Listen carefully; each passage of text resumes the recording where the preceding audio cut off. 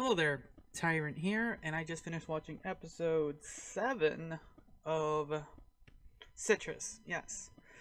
So, I was hoping if you remember last week's episode, it kind of ended in that, very, I would say, like, momentous kiss between the two girls, and it kind of, like, if the first, like, just the opening scene before the credits, not the credits, the opening song, you could see this very like mm,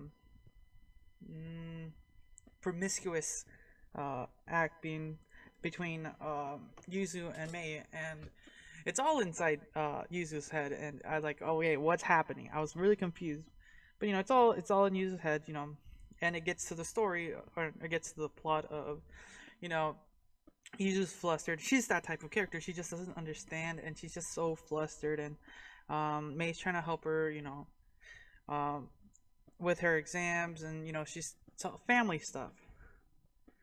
But since here's the thing, Yuzu's still so flustered of that event. Anyone would. That's mostly if it's kind of like the first time something like that has happened, and you're feeling you don't know what to think. Like, she has more than enough right to like feel that way. So when she goes up to me and kind of wants to get a sense of like reassurance, an answer. It's it's a little sad seeing kind of May just kind of push her away in a way. And you can also see it from her point. She's the type of character who is not willing to accept or understand her own feelings at times, and like I totally get it, but it's hard to watch that. But moving on from that, and talking about a hard character to watch, we finally get fully introduced to the new character of Yuzu's childhood friend slash younger sister. I would say she's considers. Um, I can't remember her name at the top of the head, but God, is she really hard to watch? It She's a character that bugs me, but it's a character this story needs. That's what it bugs me about it. I, she's kind of she's a second year middle school student. She's very like hardened. She doesn't really care about people's feelings, from what we can tell. She's literally in a way cam girling guys for money and some version of prostitution, and it's really like, whoa, wow. Like, I actually did not see that coming. For the I was surprised that this topic was even brought up. Like, yes, we have uh lesbian relationship here, and there's like a lot of other topics, but I did not foresee this happening. Uh, Mostly in just kind of a not so well. This is pretty perverted show in a way, but God,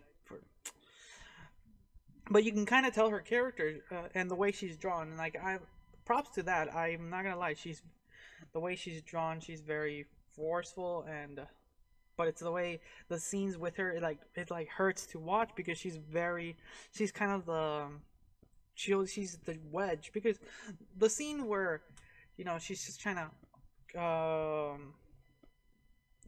keep Yuzu to herself, and just that, and then that point where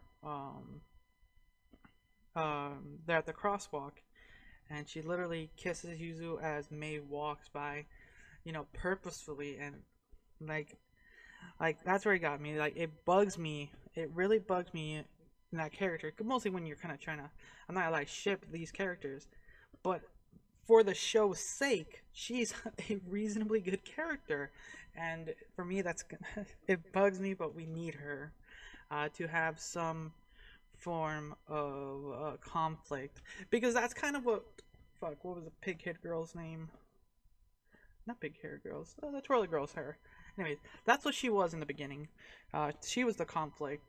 Well, and now that they kind of settled slightly on that, we introduce this new character, and it works. It just bugs me personally. Mostly because when I first started the episode, I was like I almost forgot. Just thinking about it, I was like, okay, I'm not ready to watch this episode. I'm like, oh yeah, this is where they're introducing a new character. Okay, let's see how this goes. And I was kind of anticipating something like this, but even after that scene, the crosswalk scene, um, you know, earlier in during the karaoke scene, you could see that um, Yuzu is still has affections for Mei. Just that simple phone call alone was like very uplifting to her.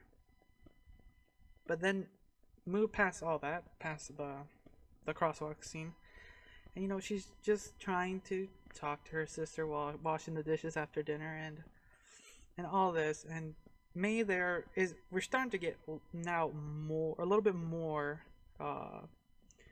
reaction from her, and seeing her kind of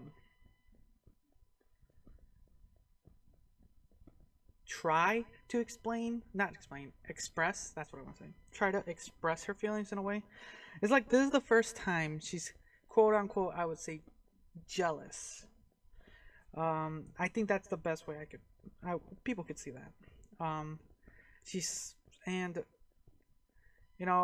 when that happened, I was a bit surprised.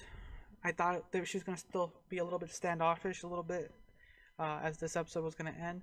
But no, she kind of goes for it. But in Yuzu's, this is very confusing for her. Earlier in the episode, we get that she doesn't want this. She doesn't want this type of relationship. And like, okay, like then she doesn't know what to do feeling. But then Mei comes out of nowhere, and then she's just lost. And you see, this is what this conflict needs, because it's episode 7. So if we take it as a 12 episode series, we have still 5 more episodes. That's reasonable enough time to see what happens and what will occur. And we're just going to wait and see what conflict will occur and what some people's feelings will come about. Props to her friend for kind of noticing some of the bad qualities, I would say, of this new character, and her willingness to help the situation without being too rude.